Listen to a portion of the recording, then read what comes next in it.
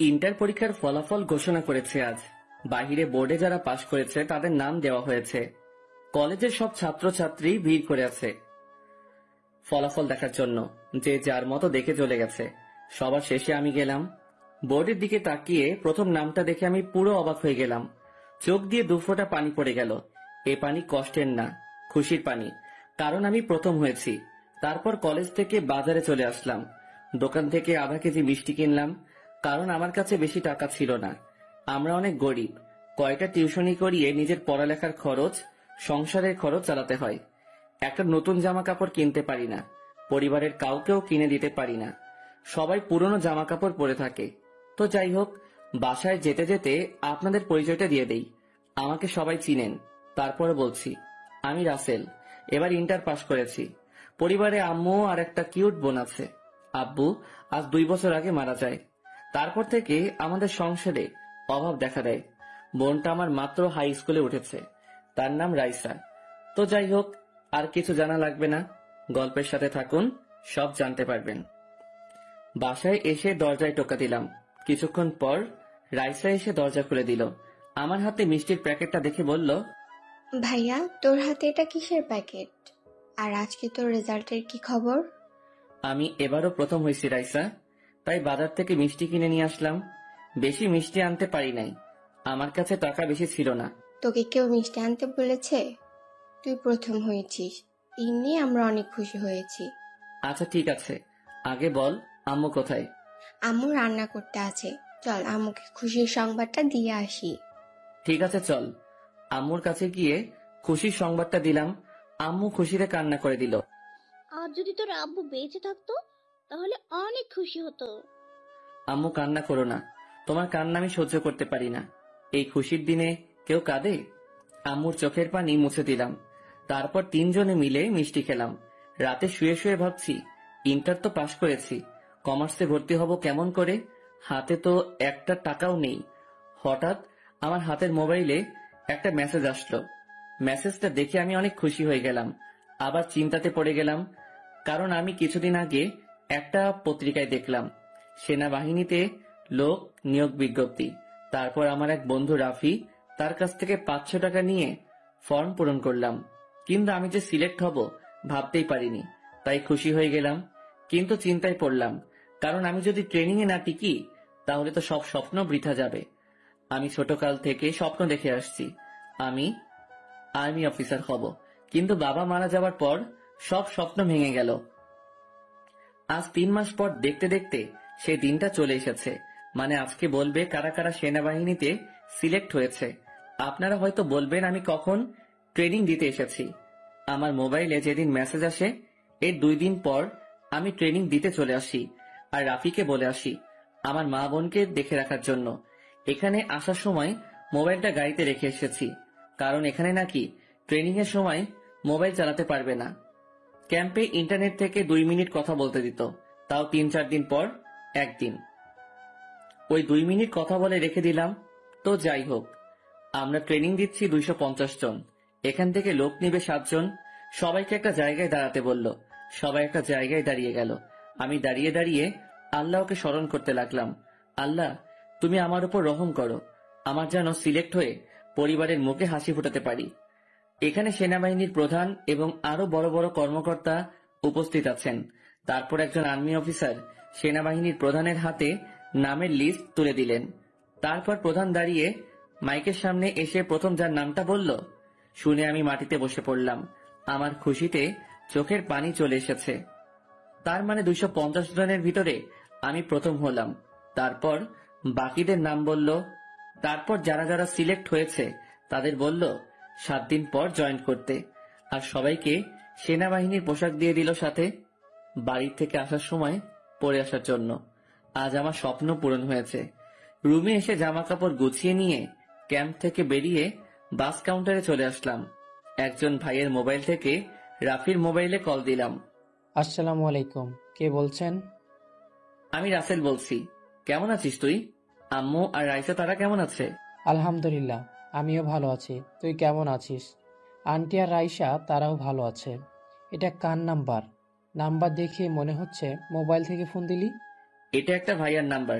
তোকে যে কারণে ফোন দিছি, একটা খুশির সংবাদ আছে। আমি সেনাবাহিনীতে সিলেক্ট হয়ে গেছি। আজকে বাড়িতে আসতেছি। এটা অনেক খুশির সংবাদ। আমি এক্ষুনি আন্টিকে বলছি। আন্টি শুনলে অনেক খুশি হয়ে যাবে রে। আম্মুকে এখন কিছু বলিস না।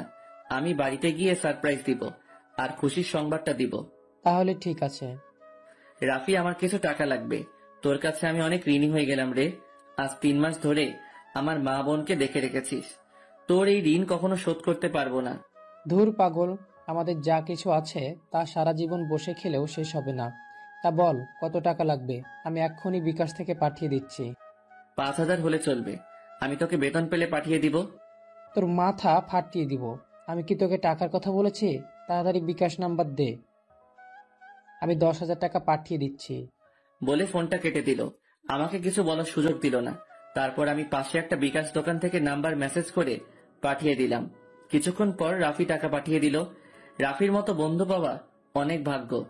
আপনাদের তো রাফির ব্যাপারে বলতে ভুলে গেছি। রাফিদের নিজস্ব ব্যবসা আছে। তার বাবা অফিস দেখাশোনা করে।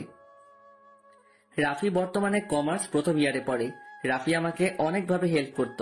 তো যাই হোক, টাকা উঠিয়ে বাসের টিকিট কেটে বাসে গিয়ে বসলাম। 10 মিনিট পর বাস ছেড়ে দিল। প্রায় 5 ঘন্টা পর আমাদের বাজারের কাউন্টারে বাস থামলো। বাস থেকে নেমে মার্কেটে চলে গেলাম। তারপর আম্মু আর রাইসার জন্য কিছু জামা কাপড় কিনলাম। কিছু ফল আর মিষ্টি কিনে একটা রিক্সা নিয়ে বাসায় চলে আসলাম। বাসায় এসে দরজায় টোকা দিলাম। রাইসা এসে দরজা খুলে দিল। আমাকে দেখে সাথে সাথে জড়িয়ে ধরে কান্না করে দিল। আমিও কান্না করে দিলাম, কারণ আজ 3 মাস তাদের থেকে দূরে ছিলাম। কেমন আছিস ভাইয়া? তুই আসবি আমাদের বললি না কেন? সারপ্রাইজ দিব বলে বলি নাই। কেমন আছিস তুই? আর একটা খুশির সংবাদ এবং আরেকটা দুঃখের সংবাদ আছে। আগে কোনটা শুনবি? আমি আলহামদুলিল্লাহ ভালো আছি। আগে খুশির সংবাদটা বল, তারপর দুঃখের সংবাদটা শুনবো। খুশির সংবাদ হলো আমি সেনাবাহিনীতে সিলেক্ট হয়ে গেছি। কি, সত্যি? তাহলে দুঃখের সংবাদটা কি? দুঃখের সংবাদ হলো 7 দিন পর চাকরিতে জয়েন করতে হবে। এত কম সময় থাকবি? 3 মাস পরে বাড়িতে আসলি, 7 দিন থেকে চলে যাবি? কি করব বোন, নতুন চাকরি, তাই বাধ্য হয়ে যেতে হবে। তোর পড়ালেখা কেমন চলছে? আর আম্মু কোথায়? আম্মুকে তো দেখছি না। আলহামদুলিল্লাহ ভালো চলছে। রাফি ভাইয়া সবসময় আমাদের খেয়াল রেখেছে।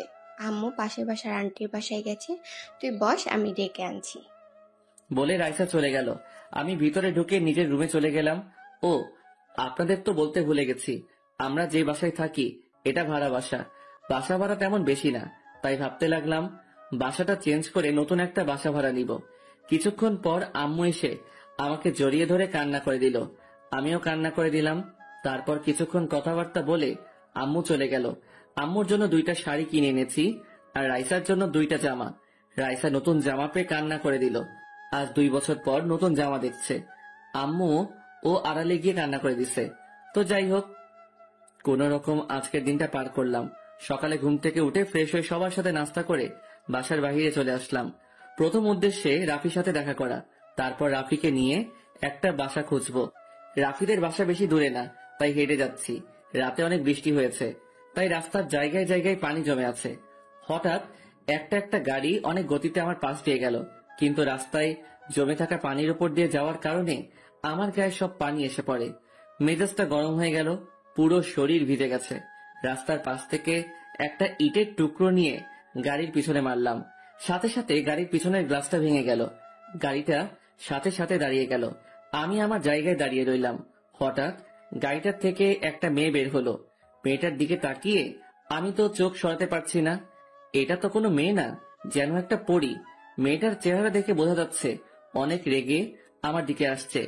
আমার সামনে এসে দাঁড়িয়ে মেয়েটা বলল, কুত্তার বাচ্চা, তোর তো সাহস কম না? তুই আমার গাড়ির গ্লাস ভেঙে দিলি? তুই আমাকে চিনিস?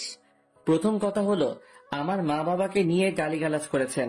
দ্বিতীয় কথা হলো আপনি রাস্তা দিয়ে গাড়ি অনেক গতিতে চালিয়ে রাস্তার সব পানি আমার গায়ে এসে পড়ে, তাই বাধ্য হয়ে ঢিল মেরে গ্লাস ভেঙে দিছি।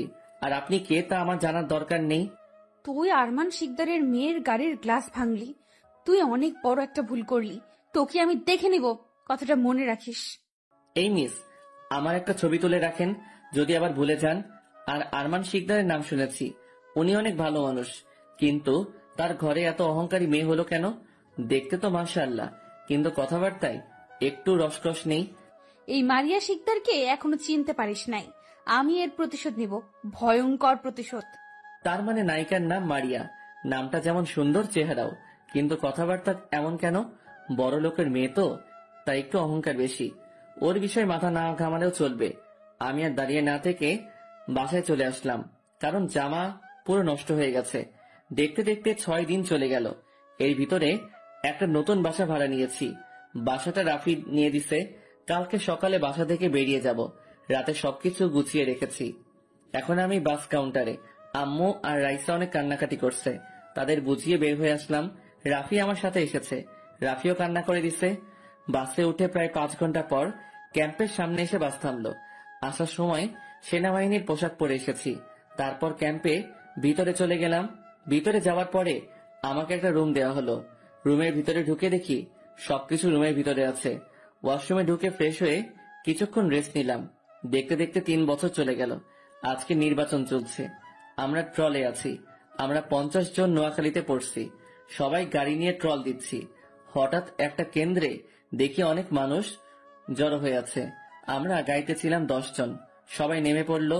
ভিতরে ঢুকে দেখি একজন এমপি এবং তার দলবল নিয়ে ভোট কেন্দ্রের ভিতরে ঢুকে ভোট সব এমপি কে মারতেছে। এমপি কোন দলে সেটা বলবো না, কারণ সমস্যা আছে। আমার সাথে সবাই দাঁড়িয়ে দাঁড়িয়ে দেখছে। তখন আমি বললাম, কি ব্যাপার, আপনারা সবাই দাঁড়িয়ে আছেন কেন? কিছু একটা করেন। তুমি দেখছো না, ও হচ্ছে এমপি। যদি আমরা কিছু করতে যাই তাহলে আমাদের চাকরি থাকবে না। তাই বলে তোমরা সবাই দাঁড়িয়ে দাঁড়িয়ে দেখবে? আমাদের গায়ে এই পোশাক কেন? জনগণের পাশে সবসময় থাকার জন্য, দেশের মানুষকে নিরাপদে রাখার জন্য, তাদের বিপদে আপদে এগিয়ে আসার জন্য। এই পোশাক গায়ে দিয়ে কি শপথ করেছো? সবকিছু ভুলে গেছো? বাহ বাহ, তোমাদের মুখে এই কথা মানায় না। আরে, তোমরা চাকরির ভয়ে কিছু করছো না। তোমরা কি জানো এই জনগণের টাকা দিয়ে তোমাদের সংসার চলে? আমি কাদের বোঝাচ্ছি? ঠিক আছে, আমি যাচ্ছি। আমি গিয়ে এমপির কলার চেপে ধরলাম। এমপি আমাকে তার কলার ধরছি তাই দেখে বলল, তোর সাহস তো কম নয়। তুই জানিস কার কলার ধরেছিস? জানি। একটা ভোট চোর এমপির কলার ধরেছি। তোর সাহস কি করে হয় কেন্দ্রে ঢুকে ভোট চুরি করার? তুই জীবনের ভুল করেছিস। আমি যদি একটা ফোন দিই তাহলে তোকে চাকরি হারাতে হবে। আরে তুই কাকে চাকরির ভয় দেখাস? চাকরি চলে গেলে যাক, তবুও আমি অন্যায় প্রতিবাদ করব। হঠাৎ করে আর্মি অফিসার কেন্দ্রের ভিতরে ঢুকে রাখে আমি এমপির কলার ধরে আছি, আর মিডিয়া সবকিছু ভিডিও করছে। অফিসার আমাকে বলল, তুমি ওনার কলার ধরে আছো কেন? কি করেছে উনি? স্যার, এই এমপি কেন্দ্রে ঢুকে তার দলবল নিয়ে ভোট চুরি করছে, তাই ওনার কলার চেপে ধরছি। আমাকে উনি চাকরির ভয় দেখায়। তাহলে এখনো দাঁড়িয়ে আছো কেন? এখনই ওকে গাড়িতে তোলো, দেখি ওর কোন বাবা এসে তাকে উদ্ধার করে। অফিসারের কথা শুনে বাকিরা এমপি কে ধরে নিয়ে গাড়িতে তুললো। হঠাৎ কিছু সাংবাদিক আমার সামনে চলে আসলো। একজন সাংবাদিক বলল, স্যার, আপনি একজন সাধারণ সেনাবাহিনী হয়ে এত সাহস কোথা থেকে আসলো? আমি একটা কথা বলি, সব দেশের মানুষ যখন তাদের দেশের পতাকাকে সম্মান করে, তেমন আমিও দেশের পতাকা ও গায়ের এই পোশাককে সম্মান করি। দেশের মানুষের জন্য কাজ করে যাব। যেখানে অন্যায় সেখানে আমি প্রতিবাদ করব। আশা করি আমার কথা বুঝতে পারছেন। আর কিছু না বলে গাড়িতে গিয়ে বসলাম। তারপর সবাই ক্যাম্পে চলে আসলাম। মানে নোয়াখালী আমরা যে জায়গায় ক্যাম্প করেছি সেখানে। ওই দিন ওই কেন্দ্রে বন্ধ করে দিছে, ওখানে পরে তারিখ দিবে, তারপর ভোট হবে। পরের দিন আমরা সবাই নিজেদের ক্যাম্পে চলে আসলাম। রুমে আসার পর হঠাৎ অফিসার আমার রুমে আসলো। সাথে সাথে আমি স্যালুট দিয়ে সোজা হয়ে দাঁড়িয়ে গেলাম। তারপর অফিসার বলল, রাসেল, তোমার সাহস দেখে আমাদের প্রধান অনেক খুশি হয়েছে, তাই তোমাকে বিকাল 5টায় দেখা করতে বলেছে তার অফিসে। Okay sir. অফিসার আমার রুম থেকে বেরিয়ে গেল। আমি মনে মনে বললাম, হঠাৎ প্রধান আমাকে কেন ডাকলো? মনে হয় ধন্যবাদ দেওয়ার জন্য। যাই হোক, সেটা পরে দেখা যাবে। বিকালে আমি এখন প্রধানের অফিসের সামনে দাঁড়িয়ে আছি। ভিতরে ঢুকতে কেমন যেন ভয় করছে। আরে, আমি ভয় পাবো কেন? আমি তো একজন আর্মি, আমাদের ভয় পেলে চলবে না। তারপর সাহস করে অফিসের ভিতরে ঢুকে গেলাম। ভিতরে ঢোকার আগে আমার সাথে থাকা গান সিকিউরিটি রেখে দিল। তারপর ভিতরে ঢুকে স্যালুট দিয়ে সালাম দিলাম। আরে রাসেল, তুমি? তোমার সাহস দেখে আমি মুগ্ধ হয়েছি। আমি এরকম সাহসী লোক খুঁজছি, তাই তোমাকে একটা খুশির সংবাদ দিতে চাই। স্যার, খুশির সংবাদ মানে? তোমার এই সাহসিকতা দেখে আমি তোমাকে আর্মি অফিসার বানিয়ে দিলাম। সাথে তোমাকে একটা ফ্ল্যাট ও একটা গাড়ি দেওয়া হয়েছে। কিন্তু স্যার, আর্মি অফিসার হতে গেলে তো আমাকে ট্রেনিং দিতে হবে। আমি জানি, কিন্তু তোমার কোনো ট্রেনিং লাগবে না। আমার তোমার প্রতি বিশ্বাস আছে, তুমি দেশকে এগিয়ে নিতে পারবে। স্যার, আপনি সত্যি বলছেন? আমার তো বিশ্বাস হচ্ছে না। মাত্র চাকরির বয়স 3 বছর হয়েছে, হঠাৎ এমনটা খুশির সংবাদ পাবো কখনো ভাবতে পারিনি। খুশি হলে চলবে না, এমন সাহসিকতা ধরে রাখতে হবে। আর এখন থেকে তুমি এই জায়গায় ডিউটি করতে হবে। তোমার এই জায়গায় ডিউটি করতে হবে। তোমার ক্যাম্পের পাশে নতুন বাসা। তোমাকে 1 মাস ছুটি দেওয়া হয়েছে। এই কাজে সহজে কাউকে ছুটি দেওয়া হয় না, কিন্তু আমি তোমাকে দিলাম। বাইরে তোমার জন্য গাড়ি রাখা আছে। সবকিছু গুছিয়ে বাসায় গিয়ে তোমার পরিবারকে নতুন বাসায় নিয়ে চলে এসো।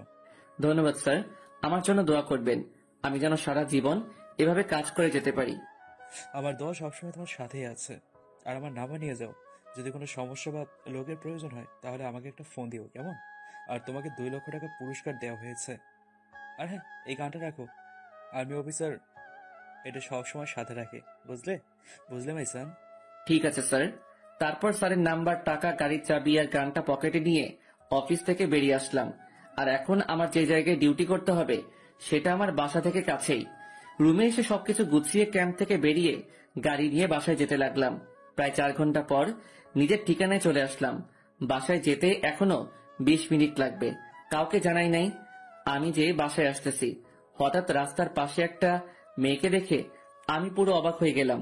এ আর কেউ নয়, এ হচ্ছে মেয়েটাকে পরবর্তী পর্বে জানতে পারবেন। যদি ভালোবাসাকে মৌচাক ধরি তাহলে বিশ্বাস হলো মৌমাছি, কেননা উভয়ের বিশ্বাসের মাধ্যমেই ভালোবাসার অমৃত মধু পাওয়া যায়। একজন প্রকৃত প্রেমিক শত শত মেয়েকে ভালোবাসে না, বরং সে একটি মেয়েকেই শত উপায়ে। হঠাৎ রাস্তার পাশে একটা মেয়েকে দেখে আমি পুরো অবাক হয়ে গেলাম। এ আর কেউ নয়, এ হচ্ছে ওই মেয়েটা যে 3 বছর আগে আমার সাথে খারাপ ব্যবহার করেছে, মারিয়া শিকদার। মারিয়াকে দেখে একটা রিকশা চালকের সাথে তর্ক বিতর্ক করছে। হঠাৎ মারিয়া রিকশা চালকের গালে একটা থাপ্পড় মেরে দিল।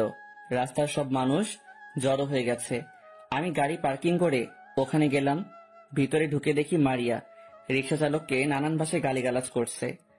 আমার মেজাজ খারাপ হয়ে গেল। সবাই শুধু তামাশা দেখতেছে, কেউ কিছু বলার সাহস পায় না, কারণ একজন বিজনেসম্যানের মেয়ে মারি।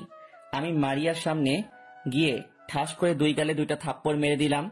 সবাই আমার দিকে অবাক চোখে তাকিয়ে আছে, হয়তো ভাবছে ছেলেটার এত বড় সাহস। আরমান শিকদারের মেয়ের গায়ে হাত তুলেছি। মারিয়া গালে হাত দিয়ে বলল, তোর এত বড় সাহস, তুই আমার গায়ে হাত তুলছিস? তোকে আমি অনেক জায়গায় খুঁজেছি কিন্তু কোথাও পাইনি, আজকে তোর খবর আছে। বলে যেই না আমার গায়ে হাত তুলবে আমি তখন মারিয়ার হাত ধরে ফেলি। হঠাৎ কিছু পুলিশ সামনে চলে এসেছে। ম্যাডাম, এখানে কি হয়েছে? আর আপনার গালে কিসের দাগ? এই কুত্তার বাচ্চা আমার গায়ে হাত তুলেছে। এই জানোয়ারটাকে জেলে নিয়ে এমন শিক্ষা দিবে যেন সারা জীবন মনে রাখে এই মারিয়া শিকদারের গায়ে হাত তোলার পরিণাম কত ভয়ানক। ঠিক আছে ম্যাডাম, আপনি কোনো চিন্তা করবেন না, এটাকে আমরা নিয়ে যাচ্ছি। বলে আমার কলার ধরে নিয়ে আসতে লাগলো। তখন আমি ওসিকে বললাম, আপনার মোবাইল ফোনটা দেওয়া যাবে? শুধু 1 মিনিট কথা বলবো। কেন রে, তোর কোন বাপের কাছে ফোন দিবি? আমার কাছে তোর কোনো বাপের খানা নেই। তাই না, তাহলে মোবাইলটা দেই, তারপর দেখি তুই আমার কি করতে পারিস। আসলে আমি মোবাইলটা গাড়িতে রেখে আসছি, তাই ওর কাছে মোবাইল চাইছি। ঠিক আছে, নে মোবাইল, দেখি তোর বাপকে। আমি মোবাইলটা হাতে নিয়ে সেনাবাহিনীর প্রধানের মোবাইলে ফোন দিলাম। তারপর আমি সব খুলে বললাম। স্যার বলল ওসির কাছে মোবাইল দিতে। আমি ওসির কাছে মোবাইল দিয়ে বললাম এবার কথা বলার জন্য। ওসি স্যারের সাথে কথা বলে আমার পায়ে পড়ে গেল। স্যার, আমার ভুল হয়ে গেছে, আমাকে আপনি ক্ষমা করে দেন। পা ছেড়ে আগে দাঁড়া। না স্যার, আগে বলেন আপনি আমাকে ক্ষমা করছেন কিনা। তোকে বলছি না দাঁড়াতে। আমার ধমক শুনে ওসি দাঁড়িয়ে গেল, আর আমি ঠাস করে 2 থাপ্পড় মেরে দিলাম। তোদের মতো জানোয়ারদের কারণে সাধারণ মানুষ রাস্তাঘাটে চলতে পারে না। এই তোদের মতো কিছু পুলিশের কারণে বাকি পুলিশদের বদনাম হয়। তোরা দেশের শত্রু, তবে আজকে আমি তোকে মাফ করে দিলাম। যদি আর কোনোদিন যদি দেখি তুই মানুষের সাথে খারাপ ব্যবহার করেছিস তখন তোকে কেউ খুঁজে পাবে না, কথাটা মনে রাখিস। বলে ওখান থেকে চলে আসলাম। তারপর গাড়ি নিয়ে সোজা বাসায় চলে আসলাম। আসার সময় কিছু কেনাকাটা করলাম বাসার জন্য। বাসায় এসে কলিং বেল চাপ দিলাম। আম্মু এসে দরজা খুলে দিল। আম্মু আমাকে জড়িয়ে ধরে কান্না করে দিল। তুই বাসায় আসবি, আমাদের একটু বলিস নাই কেন? তাহলে তোমাকে সবকিছু খুলে বলি। তারপর আম্মুকে নির্বাচন থেকে প্রধানের সাথে যা কিছু হয়েছে সব খুলে বলছি। তার মানে তুই এখন আর্মি অফিসার? আম্মু, আমাকে নতুন একটা ফ্ল্যাট দেওয়া হয়েছে, সাথে একটা গাড়ি। কালকে নতুন বাসায় উঠবো। ঠিক আছে বাবা, ভেতরে আয়, তুই ফ্রেশ হয়ে আয়, আমি টেবিলে খাবার দিচ্ছি। ঠিক আছে আম্মু, কিন্তু আমার পাগলি বোনটা কোথায়? আজ ওদের স্কুলে কিসের একটা অনুষ্ঠান হবে, তাই স্কুলে গেছে। কিন্তু এখনো আসছে না কেন? মনে হয় অনুষ্ঠান শেষ হয়নি এখনো। তুই গিয়ে ফ্রেশ হয়ে আয়, হয়তো কিছুক্ষণের মধ্যেই চলে আসবে। ঠিক আছে আম্মু, আমি রুমে গেলাম। এই জিনিসগুলো তোমার রুমে নিয়ে ঠিক আছে। যাও। আমি আর কোনো কথা না বলে রুমে চলে আসলাম। রুমে এসে হাতে ব্যাগটা বিছানায় রেখে ওয়াশরুমে ঢুকে গেলাম। ফ্রেশ হয়ে বেরিয়ে আসার পর হঠাৎ রাইসা এসে আমাকে জড়িয়ে ধরলো। কেমন আছিস ভাইয়া? তুই 3 বছর আগেও কাউকে না বলে বাসায় এসেছিস, আবার আজকেও করেছিস। তুই এমন কেন ভাইয়া? তোদের সারপ্রাইজ দিব বলে বলি না, আর আমি আসার কথা শুনলে যদি আসতে লেট হয় তাহলে তোরা টেনশন করবি, তাই তোদেরকে বলি না। ঠিক আছে, এখন বল আমার জন্য কি এনেছিস? আম্মুর রুমে আছে, আর আরেকটা খুশির সংবাদ আছে। সেটা হলো আমি এখন একজন আর্মি অফিসার। কে? সত্যি? তাহলে এখন আমি আর্মি অফিসারের কিউট পাগলি ছোট বোন? আর আজকে তোর স্কুল থেকে আসতে রাত হলো কেন? আজকে স্কুলে একটা অনুষ্ঠান হয়েছে, শেষ হতে হতে রাত হয়ে গেছে, তাই আসতে লেট হয়ে গেছে। ও, তাহলে যা, ফ্রেশ হয়ে আয়, একসাথে খাবার খাবো। ঠিক আছে ভাইয়া। রাতে সবাই একসাথে মিলে খাবার খেলাম। তারপর রুমে এসে মোবাইল থেকে রাফিকে ফোন দিলাম। কিরে, কেমন আছিস তুই? আমি ভালো আছি, তুই কেমন আছিস? ডিউটি কেমন চলছে? আলহামদুলিল্লাহ ভালো। আর একটা খুশির সংবাদ আছে, সেটা হলো আমি এখন একজন আর্মি অফিসার। কি বলছিস? 3 বছর না যেতে তুই কিভাবে আর্মি অফিসার হলি? তাহলে শোন, তারপর সব খুলে বললাম। যাক, তাহলে তো ভালোই। আরো কিছুক্ষণ কথা বলে কেটে দিলাম ফোন। কিছুক্ষণ মোবাইলটা টিপে ঘুমিয়ে গেলাম। সকালে ঘুম থেকে উঠে নাস্তা করে বাসার সবকিছু গুছিয়ে একটা গাড়িতে করে সব নিয়ে নতুন বাসায় যাচ্ছি। রাইসা, আম্মু, আমি নিজের গাড়িতে করে যাচ্ছি। কিছুক্ষণ পর নতুন বাসায় এসে পৌঁছে গেলাম। গাড়ি থেকে নামার পর সিকিউরিটি এসে দরজা খুলে দিল, আর জিনিসপত্রগুলো গাড়ি থেকে নামিয়ে ভিতরে নিয়ে গেল। বাসার ভিতরে ঢুকে দেখি অনেকটা সুন্দর বাসা। আম্মু এবং রাইসার অনেক পছন্দ হয়েছে বাসা। সিকিউরিটি বাসার ভিতরে সব গুছিয়ে দিয়ে গেছে। তারপর আমি একজন সিকিউরিটির হাতে টাকা দিয়ে বললাম আমাদের জন্য রেস্টুরেন্ট থেকে খাবার নিয়ে আসতে। কিছুক্ষণ পর সিকিউরিটি এসে খাবার দিয়ে গেল। বাহিরে তারা 5-6 জনের মতো আছে, তাদেরও খাবার দিলাম। বাকি খাবারগুলো আমরা খেলাম। এই বাসা থেকে আমার ক্যাম্প আর রাইসার স্কুল কাছে আছে। তো রাতের খাবার খেয়ে রুমে এসে কিছুক্ষণ মোবাইল টিপে ঘুমিয়ে গেলাম। পরের দিন বিকালে আমি, আম্মু আর রাইসা গাড়ি নিয়ে ঘুরতে বের হলাম। অনেক জায়গায় ঘুরেছি। একটা পার্কের সামনে এসে গাড়ি পার্কিং করে ভিতরে ঢুকলাম। পার্কটার ভিতরে অনেক সুন্দর। 3 জনে ঘুরে ঘুরে দেখতে লাগলাম। হঠাৎ একটা জায়গায় চোখ পড়লো। মারিয়া শিকদারের মতো একটা মেয়েকে দেখা যাচ্ছে, কয়েকটা মেয়ের সাথে বসে আড্ডা দিচ্ছে। আর একটা কথা, এই পার্কে বড়লোক ছাড়া কেউ ঢুকতে পারে না। আমি আমার কার্ড দেখাইছি সিকিউরিটি গার্ডকে, তারপর আমাদের ঢুকতে দিছে। আম্মু, তুমি আর রাইসা চারপাশটা একটু ঘুরে দেখো, আমি কিছুক্ষণের মধ্যে আসছি। ভাইয়া তুই কোথায় যাবি? আমি যাব আর আসবো, তুই আম্মুকে নিয়ে এখানে থাক। আমি সোজা গিয়ে মারিয়ার পাশে গিয়ে বসলাম। মারিয়া আমাকে দেখে হয়তো অবাক হচ্ছে। আমাকে জেলে নেওয়ার পরেও তার সামনে আসছি এবং তার সাথে বসছি। মারিয়া চোখ গরম করে বলল, তোর সাহস তো কম নয়, তুই আমার পাশে এসে বসলি। তোর কি শিক্ষা হয়নি জেলে গিয়ে, নাকি আবার পাঠাতে হবে? আর সব থেকে বড় কথা হলো, তুই এই পার্কে কিভাবে ঢুকলি? এখানে তো বড় লোক ছাড়া কেউ ঢুকতে পারে না। কেন শুধু বড় লোকেরা ঢুকতে পারবে, আমি পারবো না? আর কি যেন বলছিলে, পুলিশ আমাকে জেলে নেওয়ার পর আমার শিক্ষা হয়নি?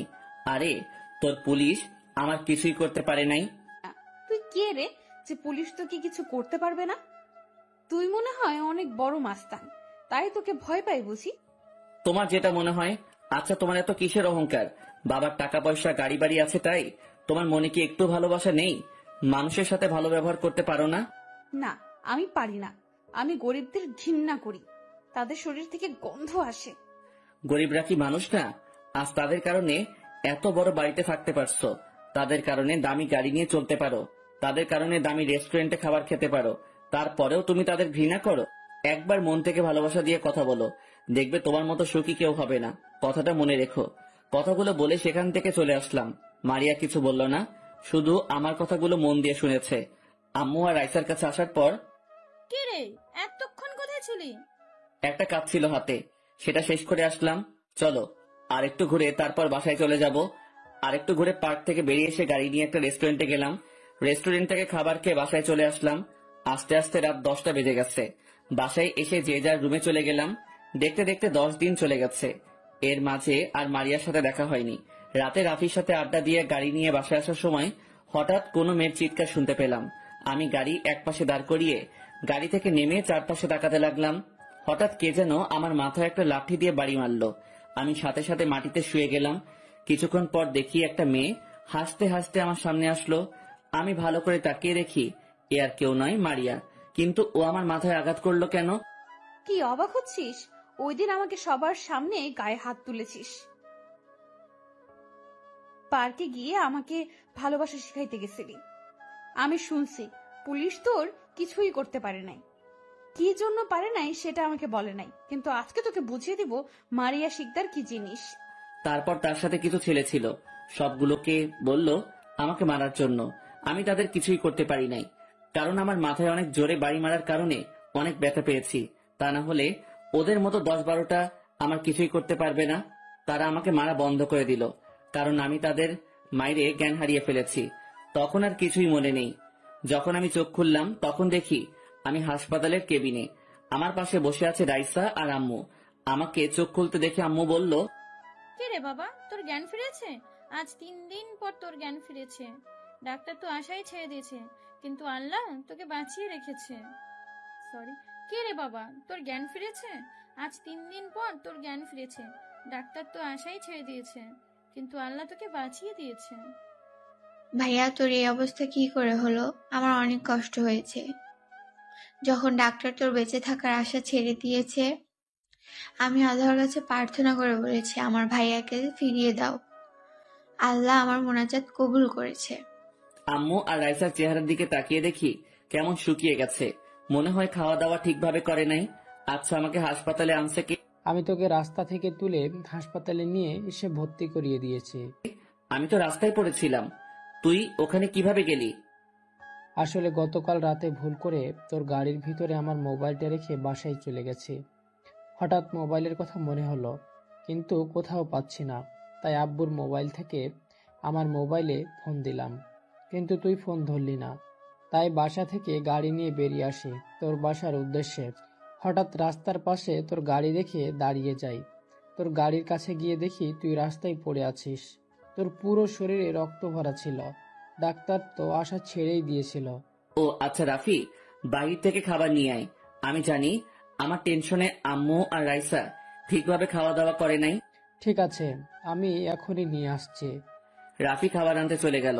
তখন রাইসা বলল, ভাইয়া, তুই তো বললি না তোর এই অবস্থা কে করেছে? আরে কিছু ছিনতাইকারী ধরেছে আমাকে, আমার সবকিছু নিয়ে যেতে চেয়েছে। আমি একটু জোরাজোরি করছি, তারপর ওরা আমাকে পিটিয়ে চলে গেল। সত্যটা বললাম না, কারণ আমি মারিয়াকে দেখে নিব। কিছুক্ষণ পর রাফি খাবার নিয়ে আসলো। আম্মু নিজের হাতে আমাকে খাইয়ে দিতে লাগলো। তারপর সবাই খাওয়া দাওয়া করার পর রাফি বলল, আন্টি চলেন, আপনাকে আর আয়শাকে বাসায় দিয়ে আসি। আমি এসে রাসেলের পাশে থাকবো। 3 দিন ঠিকমতো খাওয়া দাওয়া ঘুম কিছুই যাননি। না, আমি ভাইয়াকে ছেড়ে বাসায় যাব না। তারপর আমি বোঝাই শুনাই বাসায় পাঠিয়ে দিলাম। এখন চিন্তা করছি মারিয়াকে কিভাবে শাস্তি দেওয়া যায়। ও হয়তো জানে না কার গায়ে হাত তুলেছে। এটার প্রতিশোধ আমি নিব। রাফির সাথে সবকিছু শেয়ার করব। আজ 2 দিন পর বাসায় নিয়ে আসলো আমাকে। এখন মোটামুটি সুস্থ আছি। স্যারের কাছে ফোন দিয়ে বলছি আমি অ্যাক্সিডেন্ট হয়েছি। তখন স্যার বলল সুস্থ হয়ে কিছুদিন রেস্ট নিয়ে ডিউটিতে আসতে। এবার আপনাদের বলি, মারিয়াকে যেদিন আমি প্রথম দেখি সেদিন থেকে তাকে পছন্দ করে ফেলি। চাকরিতে জয়েন করার পরও তার কথা মনে পড়ছে। বেশি মনে পড়তো রাতে শুতে গেলে। মারিয়ার চেহারাটা বারবার চোখের সামনে ভেসে উঠত। তারপর আমি বুঝতে পারলাম আমি তাকে ভালোবেসে ফেলেছি। এ কারণে ওই দিন ওর সাথে পার্কে নিজে থেকে কথা বলতে গেছি, কিন্তু মারিয়া যে এমন কিছু করবে আমি ভাবতে পারিনি। এটার প্রতিশোধ আমি নিয়ে ছাড়বো। এখন আমি তাকে ভালোবাসি না, আমি তাকে ঘৃণা করি। ওর মতো মেয়ের ভালোবাসা আমার দরকার নেই। যে মেয়ে মানুষকে মানুষ মনে করে না, সে মেয়ে কখনো কাউকে ভালোবাসতে পারে না। আজকের পর থেকে শুরু হবে আমার মিশন। অপেক্ষায় থেকো, কোন একদিন ফিরবো, যেদিন নিজের পায়ে দাঁড়াতে পারবো সেদিন। যে তোমার নীরবতার ভাষা বুঝে না, সে তোমার চিৎকারের ভাষাও বুঝবে না। যে মেয়ে মানুষকে মানুষ মনে করে না, সে মেয়ে কখনো কাউকে ভালোবাসতে পারে না। আজকের পর থেকে শুরু হবে আমার মিশন। দেখতে দেখতে 1 মাস চলে গেছে। এখন আমি পুরোপুরি সুস্থ। এর ভিতরে প্রধানের সাথে 2-3 বার ফোনে কথা হয়েছে। রাইসা সবসময় আমার খেয়াল রেখেছে। রাফি প্রতিদিন এসে দেখা করে যেত। হঠাৎ মোবাইল ফোনটা বেজে উঠল। তাকিয়ে দেখি প্রধানের ফোন। আসসালামু আলাইকুম স্যার, কেমন আছেন? আলহামদুলিল্লাহ, আমি ভালো আছি। তোমার এখন কি অবস্থা? স্যার, এখন পুরোপুরি সুস্থ আছি। যাক, ভালো। তোমাকে একটা মিশনে যেতে হবে। আমাদের দেশে কিছু সন্ত্রাসী বর্ডার দিয়ে নারী পাচার, অবৈধ অস্ত্র, ড্রাগ, ইয়াবা পার করছে। পুলিশ, র্যাব, বিজিবি তাদের ধরতে গেছে, কিন্তু কেউ লাশ হয়ে, কেউ আহত হয়ে ফিরে এসেছে। তাই সরকার আমাদের উপর দায়িত্বটা দিয়েছে। আমি চাই তুমি এই মিশনে যাবে। তোমার যত লোক লাগে আমি পাঠিয়ে দিব। আমার বিশ্বাস তুমি এই মিশন সফল করে আসবে। ঠিক আছে স্যার, আমি এই মিশনে যাব। আপনি আমার জন্য দোয়া করবেন। আমি যেন সব সন্ত্রাসীকে ধরে আইনের আওতায় আনতে পারি। আমার জীবন দিয়ে হলেও লড়ে যাব। আরো কিছুক্ষণ কথা বলে রেখে দিলাম। কেমনে কি করতে হবে সবকিছু স্যার আমাকে বুঝিয়ে দিছে। মা আর রাইসাকে বুঝিয়ে পরের দিন ক্যাম্পে চলে গেলাম। স্যারের সাথে কথা বলে কিছু সেনাবাহিনী নিয়ে বর্ডারের উদ্দেশ্যে রওনা দিলাম। মিশন সফল করে তারপর মারিয়া শিকদারকে ভয়ঙ্কর শাস্তি দিব। 3 ঘন্টা পর গন্তব্যে পৌঁছে গেলাম। সন্ত্রাসীদের থেকে 1 কিলোমিটার দূরে আমরা অবস্থান করছি। এখানে একটা ক্যাম্প তৈরি করা হয়েছে। স্যার, এখন কি করবেন? আমরা এখন কিছু করব না। রাতে সবাই তাদের আস্তানায় যাব। তোমরা সবাই শরীরটা ঢেকে রাখবে গাছের পাতা দিয়ে, যাতে তোমাদের দেখতে না পারে। আমরা চারপাশে ঘেরাও করে ফেলবো। আর সবাই গুলিতে সাইলেন্স ব্যবহার করবে, যাতে গুলি করলে শব্দ বের না হয়। আর সবাই ওআরএস সাথে রাখবে। আমি বলার সাথে সাথে আক্রমণ করবে। স্যার, যদি আমাদের সামনে কেউ পড়ে তাহলে আমরা কি করব?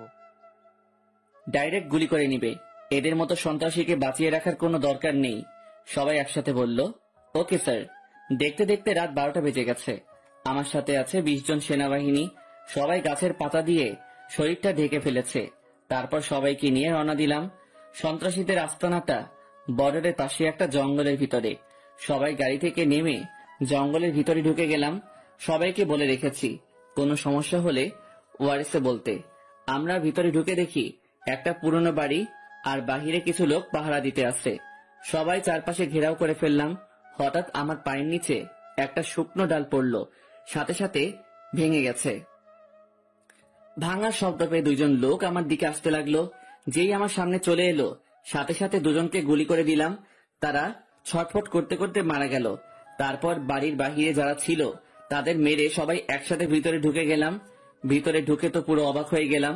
দেখি অস্ত্র, ইয়াবা, ড্রাগস সব প্যাকেট করছে সন্ত্রাসীরা। তারপর সবাই গুলি করতে লাগলাম। সন্ত্রাসীরাও গুলি করতে লাগলো। তারা ছিল প্রায় 50 জনের মতো। একে একে সবগুলো সন্ত্রাসী গুলি খেয়ে মাটিতে গড়াগড়ি করতে করতে মারা গেল। হঠাৎ দেখি একটা সন্ত্রাসীর পায়ে গুলি লেগেছে। সে পালাতে চেষ্টা করছে। আমি গিয়ে তার কলার চেপে ধরলাম। বল, তোদের সাথে কে কে আছে, আর তোদের বসকে? বলতে দেরি, শুট করতে দেরি হলো না। তারপর সবাইকে বললাম সবকিছু বাহির করে নিতে। আমি ড্রাইভারকে বললাম গাড়ি নিয়ে আসতে। হঠাৎ একটা রুম থেকে মেয়েদের চিৎকার শোনা গেল। আমি রুমের দরজা খুলে দেখি অনেকগুলো মেয়েকে রুমে আটকে রেখেছে। তারপর সবাইকে নিয়ে বেরিয়ে আসলাম। পরে পুরো বাড়িতে আগুন ধরিয়ে দিলাম। ক্যাম্পে ফোন দিয়ে বললাম আরো কয়টা গাড়ি নিয়ে পাঠিয়ে দেওয়ার জন্য। রাতে সবকিছু নিয়ে থানায় জমা করে দিলাম। আর সবগুলো মেয়েকে থানায় রাখা হলো। সকালে সবাইকে যার যার বাসায় পাঠিয়ে দিবে। আমি রাতে ক্যাম্পে ছিলাম। সকালে প্রধানের ফোনে ঘুমটা ভেঙে গেল। আসসালামু আলাইকুম স্যার। ওয়ালাইকুম আসসালাম। তুমি একটু থানায় আসো, সব মিডিয়া বসে আছে। Okay sir. আমি বিছানা থেকে উঠে ফ্রেশ হয়ে ডিউটির পোশাক গায়ে দিয়ে ক্যাম্প থেকে আমার গাড়ি নিয়ে থানায় চলে গেলাম। থানার সামনে এসে দেখি অনেক সাংবাদিক এসেছে। আমি সোজা গিয়ে প্রধানের সামনে স্যালুট দিয়ে সালাম দিলাম। তারপর সাংবাদিক আমাকে নানান কথা জিজ্ঞেস করলো। তাদের সব প্রশ্নের উত্তর দিলাম। প্রধান অনেক খুশি হলো। রাসেল, তোমার কাজ দেখে আমি অনেক খুশি হয়েছি। এখন তোমার টার্গেট থাকবে এই সন্ত্রাসীদের প্রধানকে, তাকে ধরতে হবে। জি স্যার, আমি এই সন্ত্রাসীদের প্রধানকে তাকে খুঁজে বের করব। আপনি শুধু দোয়া করবেন আমি যেন তাদের প্রধানকে ধরতে পারি। আমি জানি তুমি পারবে ধরতে। তোমার যত সহযোগিতা লাগে আমি করব। Okay sir. ওকে, তুমি কাজে লেগে পড়ো। আর এখন তুমি বাসায় চলে যাও। তোমাকে এই কাজের জন্য 5 লাখ টাকা পুরস্কার দেওয়া হয়েছে। আমি প্রধানের থেকে চেকটা নিয়ে চলে আসলাম বাসায়। বাসায় এসে কলিং বেলে চাপ দিলাম। রাইসা এসে দরজা খুলে দিল। একটা কথা, আমি কিন্তু বাসায় বলি নাই আমি যে মিশনে যাব। আমি বলেছি প্রধানে কি কাজের জন্য ঠেকেছে। কি রে ভাইয়া, তোর কি কাজ শেষ? গতকাল রাতে শেষ হয়েছে। বেশি রাত হওয়ার কারণে রাতে আসি নাই। ওহো, ঠিক আছে, ভিতরে আয়। আমি ভিতরে ঢুকে আম্মুর সাথে কিছুক্ষণ কথা বলে নিজের রুমে চলে আসলাম।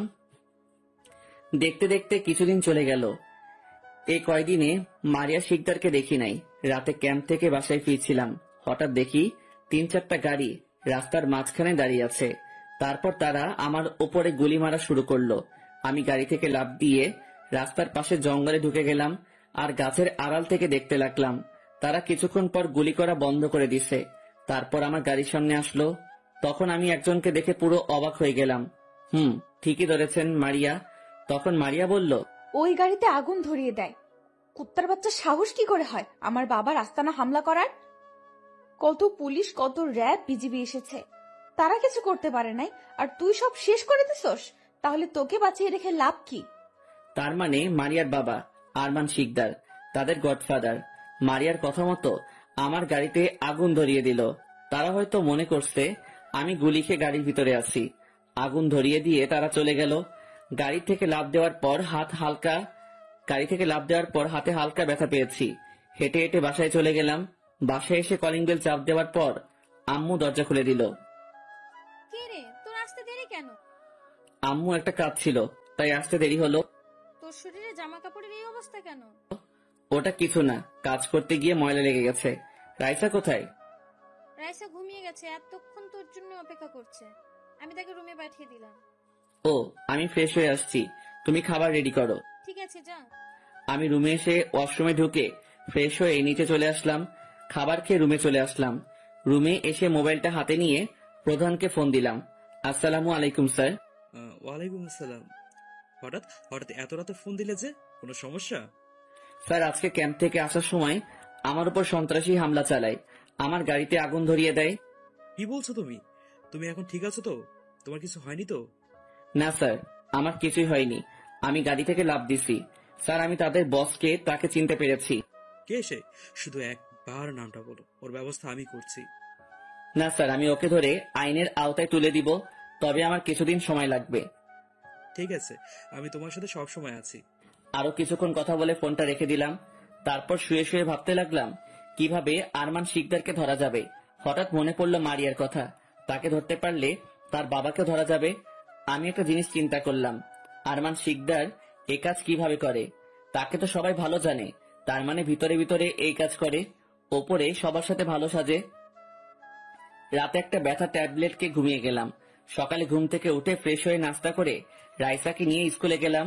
রাইসা আমার থেকে বিদায় নিয়ে স্কুলের ভিতরে চলে গেল। আমি দাঁড়িয়ে না থেকে ক্যাম্পে যেতে লাগলাম। আপনারা হয়তো ভাবছেন আমি গাড়ি কোথায় পেলাম।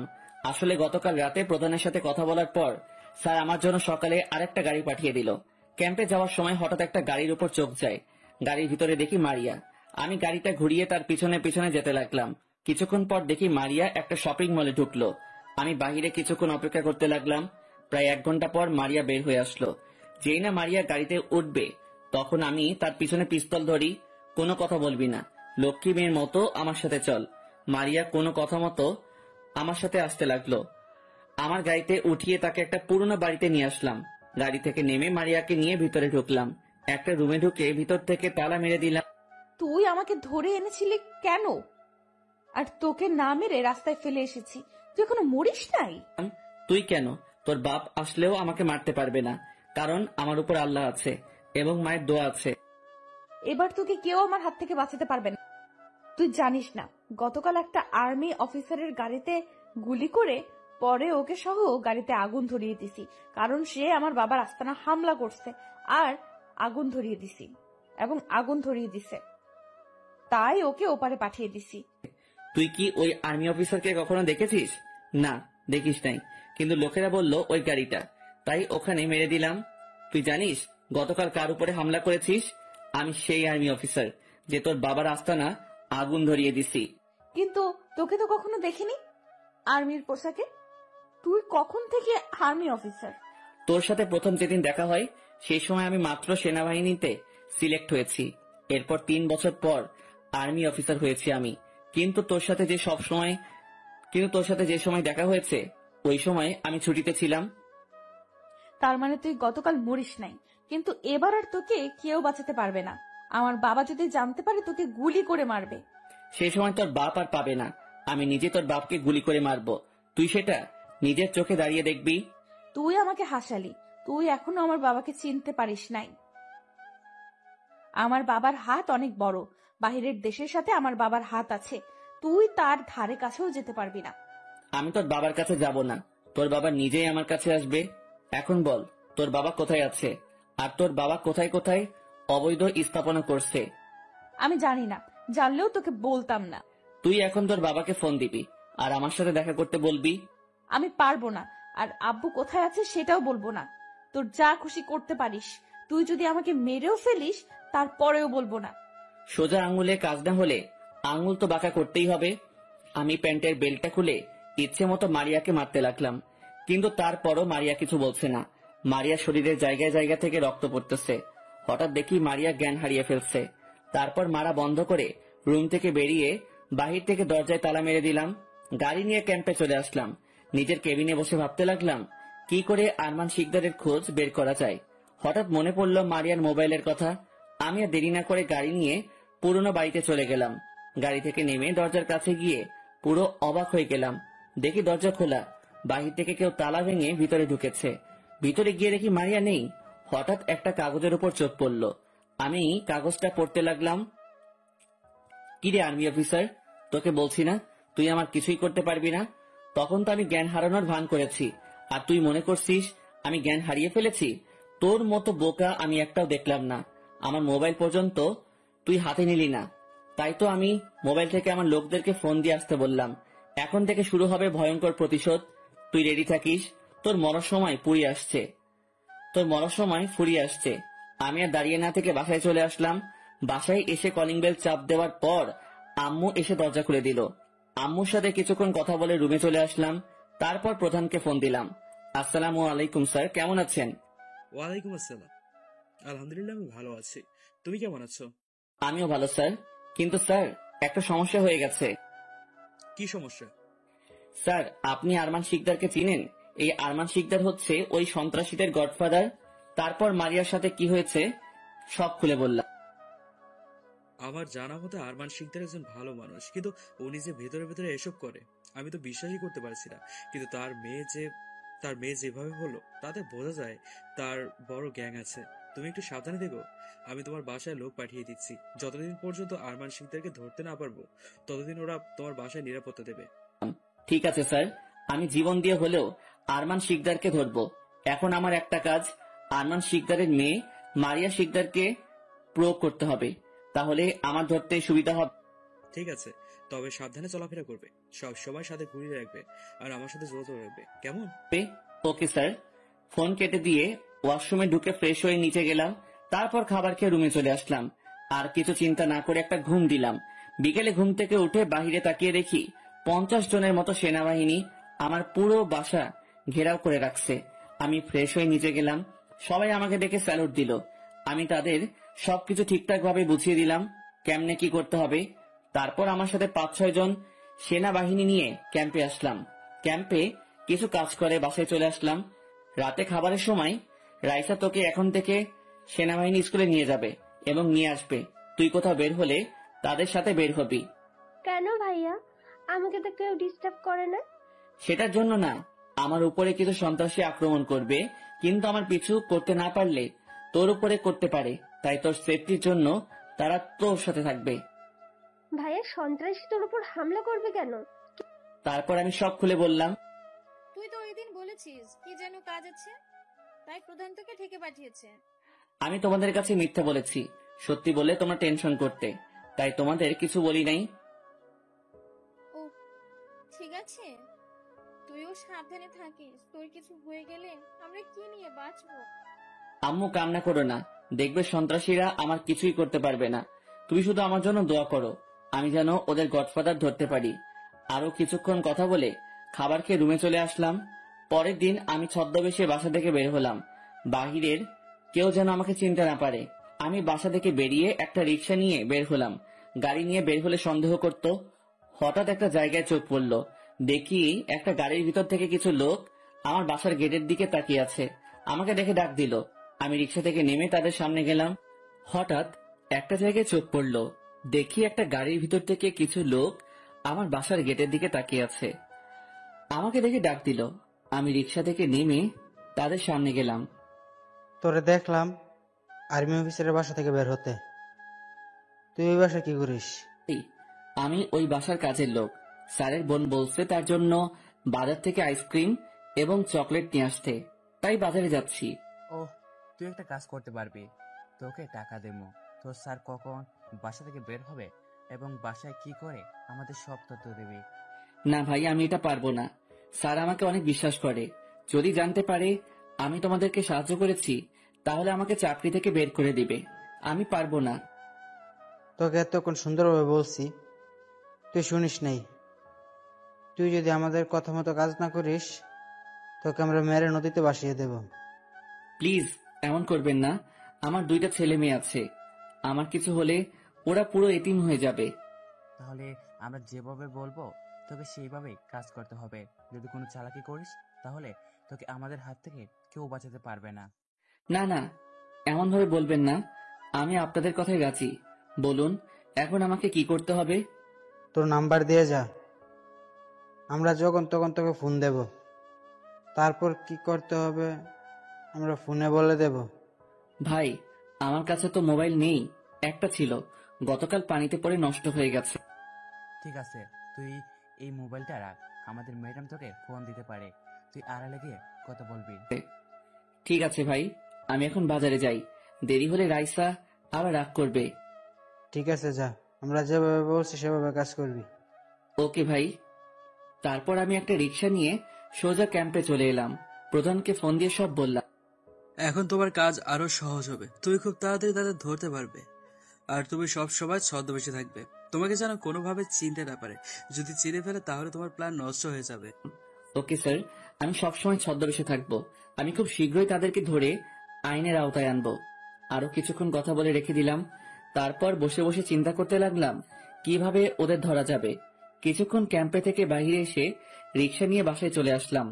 আসার সময় রাইসার জন্য চকলেট আর আইসক্রিম নিয়ে আসলাম, ওরা যেন বাসার সামনে আসলে সন্দেহ করতে না পারে। দুপুরে সবার সাথে খাবার খেয়ে রুমে চলে আসলাম। রুমে এসে বিছানায় শুতে গেলে ওদের দেওয়া ফোনে কল আসে। হ্যালো, কে বলছেন? আমি মারিয়া শিকদার বলছি। সকালে যে তোর সাথে কথা বলছে, আমি তাদের ম্যাডাম। ও ম্যাডাম, জি বলুন। তোর স্যার এখন কোথায়? সকাল থেকে আমার লোক তোর স্যারকে দেখে নাই, ভয় কি বাসা থেকে বের হচ্ছে না? হয়তো তাই হবে। স্যার এখন রুমে শুয়ে আছে আর সারাদিন কি যেন চিন্তা করে। ওর বাসায় যদি সিকিউরিটি না থাকতো এতক্ষণ তাকে টুকরো টুকরো করে নদীতে ভাসিয়ে দিতাম। আপনার অনেক পাওয়ার, তাই না ম্যাডাম? আপনার ভয়ে একজন অফিসার বাসা থেকে বের হচ্ছে না। আপনার বাবা আছে ম্যাডাম? জানি, তারপরে বললাম। আছে, সে এখন কানাডা আছে।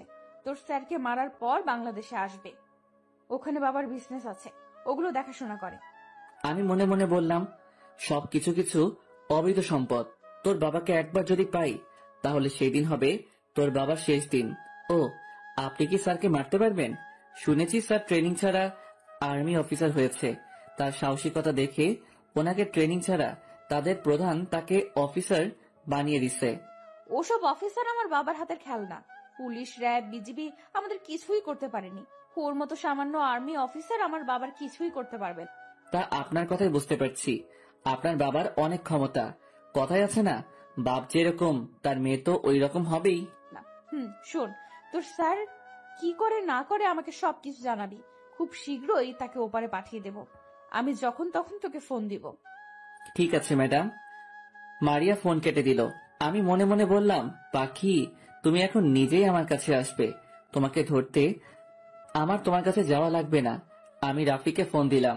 কিরে, কেমন আছিস? ভালো আছি, তুই কেমন আছিস? আন্টি রাইসা তারা কেমন আছে? আর হঠাৎ ফোন দিলি যে? আলহামদুলিল্লাহ সবাই আছে, এমনি তোর খোঁজ খবর নেওয়ার জন্য। ও, রাফির সাথে কিছুক্ষণ কথা বলে ঘুমিয়ে গেলাম। সকালে হঠাৎ ফোনের শব্দে ঘুমটা ভেঙে গেল। আমার মোবাইলটা হাতে নিয়ে দেখি আমার মোবাইলে কল আসেনি, মারিয়ার লোকের দেওয়া মোবাইলে ফোন আসলো। হ্যালো। কি রে, তুই এখনো ঘুমাস? তোর স্যারে কিছু বলে না? এতটা পর্যন্ত ঘুমাসছি? না, কিছু বলে না। উনি অনেক ভালো মানুষ, আমাকে অনেক আদর করে, কিন্তু কিছুদিন পর আর কেউ আদর করবে না। আপনি তো তাকে মেরে ফেলবেন। ঠিকই বলছিস। এখন বিছানা থেকে উঠে দেখ, তোর স্যার কি আজকে বের হবে? তাড়াতাড়ি আমাকে জানা। বলে ফোনটা কেটে দিল। আমি মনে মনে হাসতে লাগলাম, যাকে মারবে তার সাথেই কথা বলছে। বিছানা থেকে উঠে ওয়াশরুমে ঢুকে ফ্রেশ হয়ে নিচে আসলাম। ভাইয়া, আমার কিছু টাকা লাগবে। আমার এক বান্ধবীর জন্মদিন, আমাকে ইনভাইট করেছে। আমি বলেছি যাব না, কিন্তু সে অনেক জোরাজুরি করলো। আমি না গেলে সে কেক কাটবে না। ঠিক আছে যাবি, তবে সিকিউরিটি তোর সাথে নিয়ে যাবি। আর যাওয়ার সময় আম্মুর কত টাকা লাগবে নিয়ে যা। তুমি আমার লক্ষ্মী ভাইয়া, আমি জানি তুমি রাজি হবে। তারপর নাস্তা করে রুমে চলে আসলাম। রুমে আসার পর মারিয়া আমাকে ফোন দিল। কি রে, তুই আমাকে ফোন দিলি না কেন? এখনো তো বললি না তোর স্যার আজকে বাহির হবে। আজকে স্যার বাসা থেকে বের হবে না, ওনার বাসায় নাকি কাজ আছে। ঠিক আছে, তুই এখনই আমার সাথে দেখা কর। আমার লোক তোকে গাড়ি করে আমার কাছে নিয়ে আসবে। তোর সাথে আমার কিছু কথা আছে। আপনার লোক কোথায় থাকবে? আর আমি এখন বাহির হতে পারবো না, আমার হাতে কাজ আছে। আমি বিকালে আপনার সাথে দেখা করব। ঠিক আছে, তুই বাসা থেকে বের হওয়ার আগে আমাকে ফোন দিবি, আমি গাড়ি পাঠিয়ে দেব। আচ্ছা বলে ফোন রেখে দিলাম। তারপর রেডি হয়ে বাসা থেকে বেরিয়ে দুইটা গাড়ি নিয়ে ক্যাম্পের উদ্দেশ্যে রওনা দিলাম। অবাক করার বিষয় হলো, আজকে কোনো গাড়ি দেখলাম না বাসার পাশে। ক্যাম্পে গিয়ে নিজের কেবিনে বসতে বসতেই মারিয়া ফোন দিল। কি রে, তুই না বলেছিলি আজকে তোর স্যার বাসা থেকে বের হবে? তাহলে এখন তোর স্যার বের হলো কেন? আমি ফোন ধরার পর মারিয়া বলল, আমাকে তো বলেছে বের হবে না। হঠাৎ একটা ফোন আসার পর স্যার বাসা থেকে বেরিয়ে গেল। তোর স্যার কার সাথে কথা বলছে তুই কি জানিস? সেটা বলতে পারবো না, মনে হয় স্যারের প্রধান ফোন দিছে। কথা বলার সময় খালি স্যার স্যার বলছে। ও ঠিক আছে, তুই বিকেলে আমার সাথে দেখা করিস। আচ্ছা বলে ফোন কেটে দিলাম। তারপর কিছু সেনাবাহিনীকে আমার কেবিনে আসতে বললাম। কিছুক্ষণ পর তারা 10-12 জনের মতো আমার কেবিনে আসলো। তোমাদের যে কারণে আমার কেবিনে ডাকা হলো, আমি আজকে বিকালে একটা জায়গায় যাব, আর আমার মোবাইলে লোকেশন চালু করে রাখবো। তোমরা আমার লোকেশন অনুযায়ী আমাকে ফলো করবে। স্যার, আপনি কার সাথে দেখা করতে যাবেন? কিছুদিন আগে যে মিশনে গেছি, তাদের বসের মেয়ের সাথে দেখা করতে। তার মেয়েকে ধরতে পারলে তার বাবাকে ধরা যাবে। আর রহিম, তুমি কানে ব্লুটুথ রাখবে, আমি যখন বলবো সবাইকে আসার জন্য তখন সবাই চলে আসবে। ঠিক আছে, তোমরা এখন যাও, আমি এখন বাসায় যাব। বিকেলে ফোন দিলে চলে আসবে। সবাই চলে যাওয়ার পর আমি ক্যাম্প থেকে বেরিয়ে গাড়ি নিয়ে বাসায় চলে আসলাম। আমার সাথে আরো 2টা গাড়ি সেনাবাহিনী এসেছে আমার নিরাপত্তার জন্য। দেখতে দেখতে বিকেল হয়ে গেল। আমি আবার ছদ্মবেশে বাসা থেকে বেরিয়ে আসলাম। আসার আগে মারিয়াকে ফোন দিলাম, সে গাড়ি পাঠিয়ে দিচ্ছে। আর রহিমকেও ফোন দিয়ে বলে দিয়েছে আসার জন্য।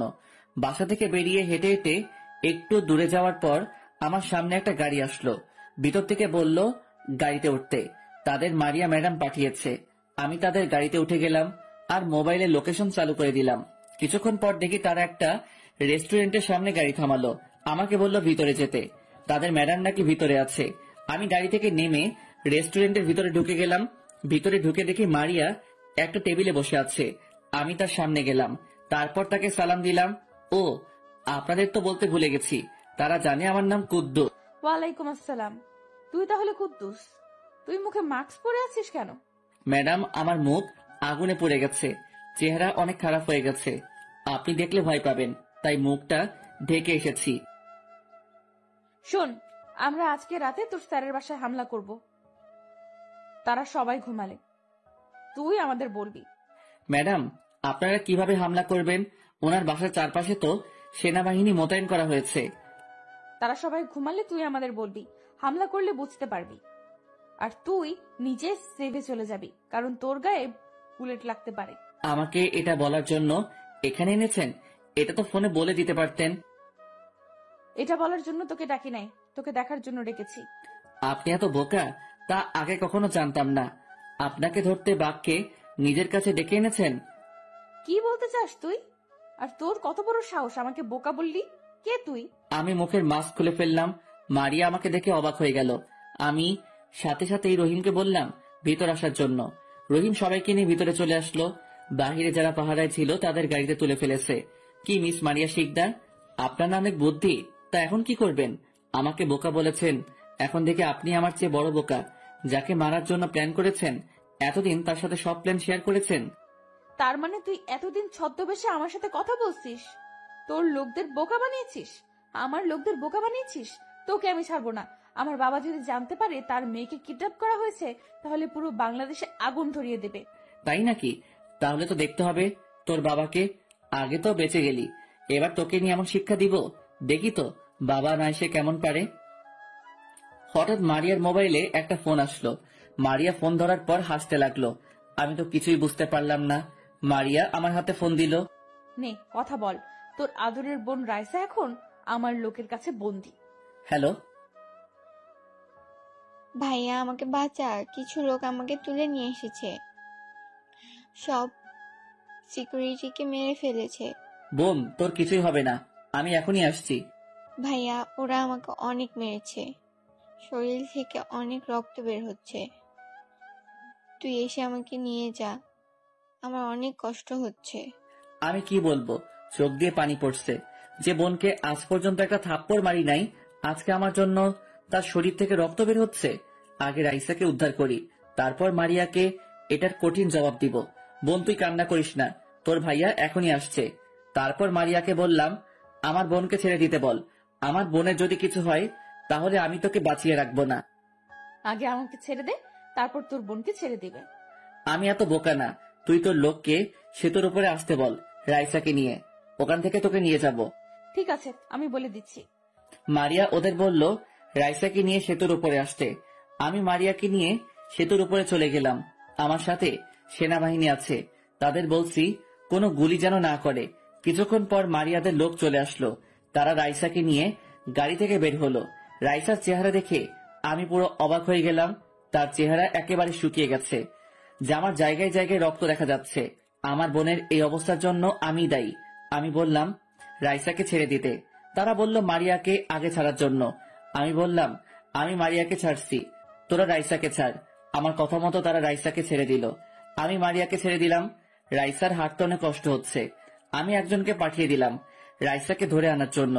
মারিয়া তার লোকের কাছে চলে গেছে আর সাথে সাথে গাড়িতে উঠে চলে গেল। আমি রাইসাকে ধরে গাড়িতে উঠালাম, তারপর তাকে হাসপাতালে নিয়ে গেলাম। ডাক্তার রাইসাকে কেবিনের ভেতরে নিয়ে গেল। কিছুক্ষণ পর একজন ডাক্তার বের হয়ে আসলো। এর ফাঁকে আমি রাফিকে ফোন দিয়ে বললাম আম্মুকে নিয়ে হাসপাতালে চলে আসতে।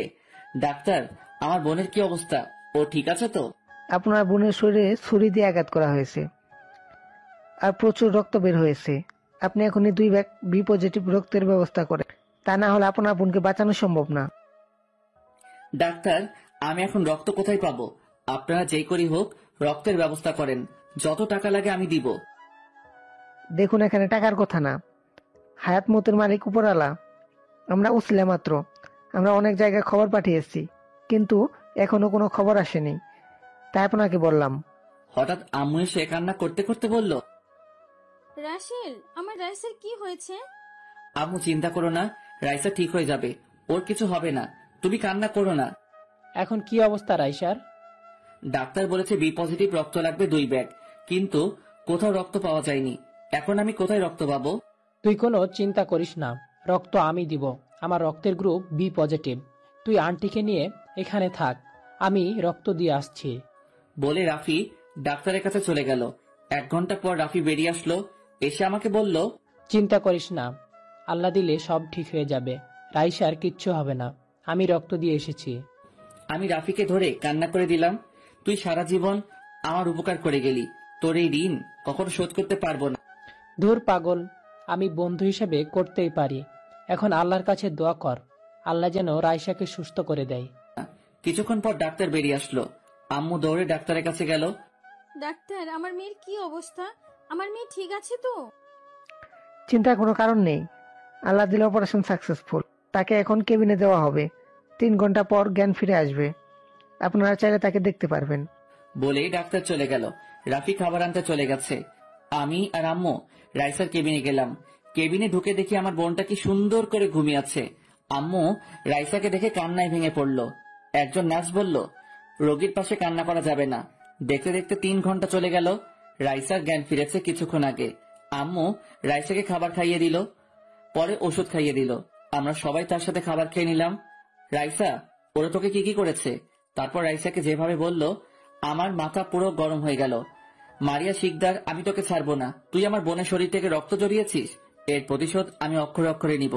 ভালোবাসা জিনিসটা কোনো দিনও বেঁধে রাখতে নেই, খোলা আকাশে উড়িয়ে দিতে হয়, যাতে সে অনেকটা জায়গা নিয়ে নিজেকে মেলে ধরতে পারে। অযোগ্যকে যোগ্য বানানো সম্ভব, তবে বিশ্বাসঘাতককে বিশ্বস্ত বানানো অসম্ভব। তারপর রাইসা যেভাবে বলল, আমার মাথা পুরো গরম হয়ে গেল। মারিয়া শিকদার, আমি তোকে ছাড়বো না। তুই আমার বোনের শরীর থেকে রক্ত ঝরিয়েছিস, এর প্রতিশোধ আমি অক্ষরে অক্ষরে নিব। রাইসা বলল, তাকে নাকি ছুরি দিয়ে শরীরের জায়গায় জায়গায় কেটে দিছে। শরীর থেকে প্রচুর রক্ত বের হয়েছে। শরীর থেকে প্রচুর রক্ত বের হওয়ার কারণে দুর্বল হয়ে পড়ে, তাই হেঁটে আসতে রাইসার কষ্ট হচ্ছিল। আজ 2 দিন পর রাইসাকে হাসপাতাল থেকে বাসায় নিয়ে আসলাম। রাইসা এখন কিছুটা সুস্থ। আমি রাইসাকে কোলে করে নিয়ে রুমে এনে বিছানায় শুইয়ে দিলাম। এই 2 দিন আমি আর রাফি রাইসার সাথে হাসপাতালে ছিলাম। আম্মুকে বাসায় রাখলাম, কারণ আম্মুর শরীর এমনি দুর্বল। রাতে রাইসাকে খাবার খাইয়ে দিলাম এবং ওষুধ খাইয়ে দিয়ে আমি আর আম্মু খাবার খেয়ে রুমে চলে আসলাম। আম্মু রাইসার সাথে ঘুমায়। রুমে এসে প্রধানকে ফোন দিলাম। আসসালামু আলাইকুম স্যার, কেমন আছেন? আলহামদুলিল্লাহ, ভালো আছি। তুমি কেমন আছো? আর আয়শা এখন কেমন আছে? আমিও ভালো আছি। রাইসা এখন মোটামুটি সুস্থ আছে। রাইসাকে ওষুধ খাইয়ে দিয়ে রুমে এসে আপনাকে ফোন দিলাম।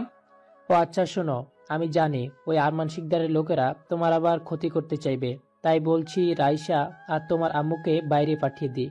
রাইসা আর তোমার আম্মু এরা হচ্ছে তোমার দুর্বলতার জায়গা।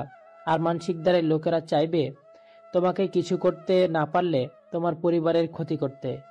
ঠিক বলেছেন স্যার, আমিও এমনটাই প্ল্যান করেছি। আমি চাইছি রাইসা আর আম্মুকে বাহিরে পাঠিয়ে দিতে, কিন্তু বাহিরে কোথায় পাঠাবো? আমার তো কোনো আত্মীয় নেই বাহিরে। সমস্যা নেই, আমার এক বন্ধু আমেরিকায় তার পরিবার নিয়ে থাকে। আমি জয়নালকে তার সাথে কথা বলে সবকিছু দ্রুত ঠিক করব। আপনাকে অনেক ধন্যবাদ স্যার। আর রাইসা আর আম্মুকে বাহিরে পাঠানোর পর আমার একটা প্ল্যান আছে, ওটা আপনাকে পরে বলবো। ওকে, ঠিক আছে, আমি জয়নালের সাথে কথা বলি, তারপর তোমাকে জানাচ্ছি। ঠিক আছে বলে ফোন কেটে দিলাম। কি প্ল্যান করছি সেটা গল্পের সাথে থাকেন, সব দেখতে পাবেন। আর কোনো কিছু চিন্তা না করে ঘুমিয়ে গেলাম। দেখতে দেখতে 10 দিন চলে গেল। এই 10 দিন মারিয়ার লোক আমাকে ফলো করছে, কিন্তু আমার কিছুই করতে পারে নাই, কারণ আমার সাথে সেনা কর্মকর্তা ছিল। কাল সকাল 9টার সময় আম্মু আর রাইসার ফ্লাইট। প্রধান নেই, তার বন্ধুর সাথে কথা বলে সব ঠিক করেছে। প্রধানের বন্ধুর লোক এসে রাইসা আর আম্মুকে এয়ারপোর্ট থেকে নিয়ে যাবে। রাইসা আর আম্মুর ছবি তাদের কাছে থাকবে। রাইসা আর আম্মু আমাকে একা রেখে যেতে চাইছে না। আমি অনেক বুঝিয়ে তাদের রাজি করালাম। তারা ভাবছে যদি আমার কিছু হয়ে যায়, এই কারণে তাদের চিন্তা বেশি। তো যাই হোক, এখন আমি এয়ারপোর্টে রাইসা আর আম্মুকে নিয়ে দাঁড়িয়ে আছি। আসার সময় 5 গাড়ি সেনা কর্মকর্তা আমাদের সাথে ছিল। আমি আম্মু আর রাইসাকে নিয়ে এয়ারপোর্টের ভিতরে চলে গেলাম। আমার পরিচয় দেওয়ার পর আমাকে কেউ বাধা দেয় নাই। এয়ারপোর্টের ভিতরে সব কাজ শেষ করে তাদের নিয়ে বিমানের ভিতরে গেলাম। আম্মু আর রাইসার চোখে পানি। আমি তাদের চোখের পানি মুছে দিয়ে বললাম, আম্মু তোমরা কান্না করো না, দেখবে আল্লাহর রহমতে আমার কিছু হবে না। তুমি শুধু আমার জন্য দোয়া করো, আমি যেন মিশনটা কমপ্লিট করে তোমাদেরকে নিয়ে আসতে পারি। আমার দোয়া সব সময় তোর সাথে আছে, তুই নিজের খেয়াল রাখিস। ভাইয়া, আমাদের সাথে প্রতিদিন ফোনে কথা বলবি। তোকে ছাড়া থাকতে আমাদের অনেক কষ্ট হয়। তুই ছাড়া আমাদের কেউ নেই ভাইয়া। ঠিক আছে বলবো। আরো কিছুক্ষণ কথা বলে বিমান থেকে বেরিয়ে আসলাম। নিজের চোখ দিয়ে 2 ফোঁটা পানি পড়ে গেল। তাদের সামনে চোখের পানি ফেলাই নাই, কারণ তারা আরো ভেঙে পড়বে। এয়ারপোর্টের বাইরে এসে গাড়ি নিয়ে সোজা হাসপাতালে যেতে লাগলাম। এবার আপনাদের আমার প্ল্যানের কথা বলি। আমি হাসপাতালে যাচ্ছি মুখে সার্জারি করতে, তাহলে আর আমাকে আরমান শিকদারের লোক চিনতে পারবে না।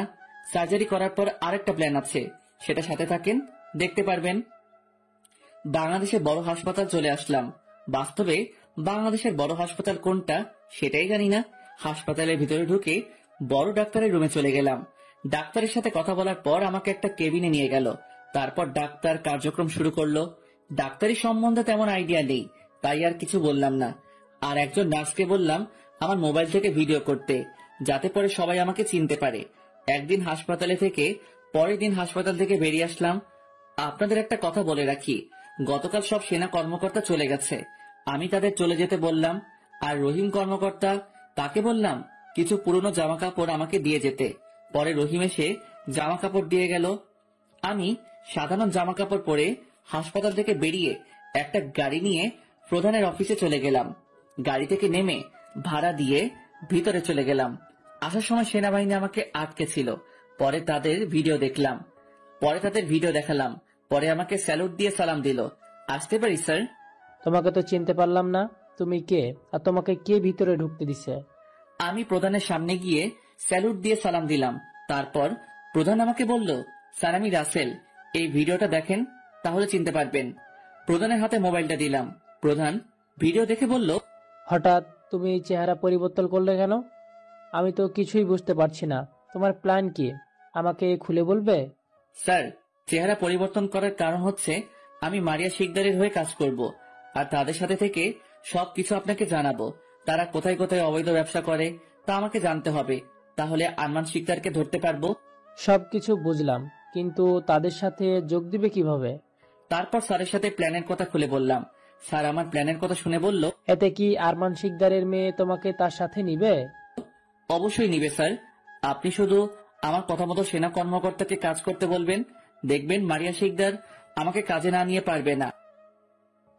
ঠিক আছে, আমি সবকিছু ঠিক করছি। তুমি এখন কোথায় যাবে? আমি এখন বাসায় যাব না, তাহলে আরমান শিকদারের লোক আমাকে সন্দেহ করবে। আমি এখন মারিয়া শিকদার কোথায় আছে সেটা জানবো। আমার এক বন্ধু রাফি, তাকে বলছি মারিয়াকে চোখে চোখে রাখতে, কারণ তারা আমার বন্ধুকে চিনে না। আমি এখন তার কাছে যাব, তারপর আপনাকে সবকিছু জানাবো। তারপর আরো কিছুক্ষণ কথা বলে স্যারের অফিস থেকে বাইরে আসলাম। ও, আপনাদের তো বলতে ভুলে গেছি, আম্মু আর রাইসা তারা ঠিকমতো পৌঁছে গেছে। তাদের সাথে হাসপাতালে থেকে কথা বলছি। আমি একটা গাড়ি নিয়ে রাফির সাথে দেখা করতে চলে গেলাম। রাফি এখন একটা পার্কে বসে আছে আমার জন্য। কিছুক্ষণ পর পার্কে চলে গেলাম। গাড়ি ভাড়া দিয়ে পার্কের ভিতরে চলে গেলাম। ভিতরে ঢুকে দেখি রাফি একটা খালি জায়গায় বসে আছে। আমি তার পাশে গিয়ে বসলাম। বল, কি খোঁজ খবর পেলি? তোর কথা মতো মারিয়াকে আমি প্রো করি।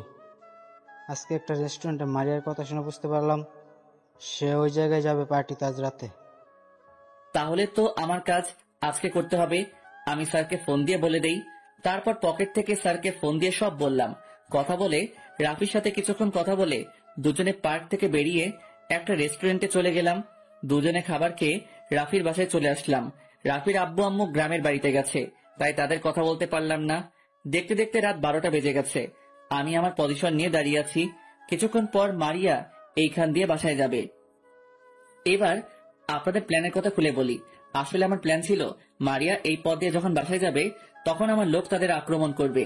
সেই সময় আমি মারিয়াকে তাদের থেকে বাঁচানোর অভিনয় করব। এরপর মারিয়া আমাকে তার সাথে না নিয়ে পারবে না। তো যাই হোক, কিছুক্ষণ পর দেখি মারিয়ার গাড়ি আসতে আসে। মারিয়ার সাথে আরো 2টা গাড়ি আছে তার নিরাপত্তা দেওয়ার জন্য। তাই 2 গাড়ি মিলিয়ে লোক হবে 10-15 জন, আর আমার লোক 20-25 জনের মতো।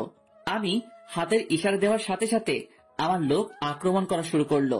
মারিয়ার লোক গাড়ি থামিয়ে গাড়ি থেকে বের হয়ে আক্রমণ করা শুরু করলো। এরপর আমি আমার কাজ শুরু করলাম, মানে মারিয়ার লোকের হাত থেকে 2টা পিস্তল নিয়ে আমার লোকের উপর আক্রমণ শুরু করলাম। আরে ভাই, তাদের পায়ে গুলি করি নাই, আরে ভাই তাদের গায়ে গুলি করি নাই, তাদের আশেপাশে করছি। তারা আমার কথা মতো পেছাতে লাগলো। এরপর তারা ওখান থেকে চলে গেল। মারিয়া আমাকে দেখে গাড়ি থেকে নেমে সামনে আসলো। তুই কে? তোকে তো আগে কখনো দেখিনি। আমি একটা এতিম ছেলে, রাস্তায় রাস্তায় বড় হয়েছি। আমার বাবা মাকে আমি জানি না। এখানে শুয়েছিলাম রাস্তার পাশে, তখন দেখি গুলির আওয়াজ, তাই শুয়ে না থেকে আপনার লোকের কাছ থেকে পিস্তল নিয়ে ওদের গুলি করা শুরু করলাম। সবকিছু বুঝলাম, কিন্তু তুই পিস্তল চালানো কোথা থেকে শিখলি? আগে তো কোথাও মাস্তানি করতি নাকি? আমাদের টোকের একটা গ্রুপ ছিল, ওখানে আমাদের একটা বড় ভাই ছিল। উনি অনেক ভালো মানুষ ছিল, অন্যায়ের প্রতিবাদ করত, মাঝে মাঝে আমাদের পিস্তল চালানো শেখাতো। কিন্তু আমাদের গ্রুপে একটা খারাপ ছেলে ছিল, ওই ছেলে পরে বড় ভাই মেরে ফেলে। তারপর থেকে সবকিছু পাল্টে গেল। তুই আমাকে ওদের কাছ থেকে বাঁচিয়েছিস, এবার বল তোর কি চাই, আমি তোকে দেব। আমার কিছু চাই না, আমার এখন একটা কাজ হলে চলবে। আপনি আমাকে একটা কাজ দিতে পারবেন? ঠিক আছে, তুই আমার সাথে চল। এখন থেকে তুই আমার সাথে থাকবি, তুই এখন আমার হয়ে কাজ করবি। তুই রাজি? অবশ্যই রাজি। আপনার মতো ভালো মানুষ হয় না। সন্ত্রাসীরা কেন যে আপনার মতো মানুষের উপর হামলা করে আমি কিছুই বুঝি না। আরে ওরা আমাকে এখনো চিনতে পারে নাই। কালকের মধ্যে সবগুলোকে খুঁজে বের করে আনবো। মারিয়া শিকদারের উপর হামলা করে, তাদের কত বড় সাহস, আমি তাদের দেখে ছাড়বো। তুই চল আমার সাথে। তারপর মারিয়া তার সাথে গাড়িতে উঠালো। মারিয়া সামনের সিটে বসে আছে, আমি পিছনের সিটে বসলাম। কেউ কোনো কথা বলি নাই। কিছুক্ষণ পর তাদের বাসায় চলে আসলো। আমি গাড়ি থেকে নামার পর মারিয়া বলল, চল আমার সাথে ভেতরে।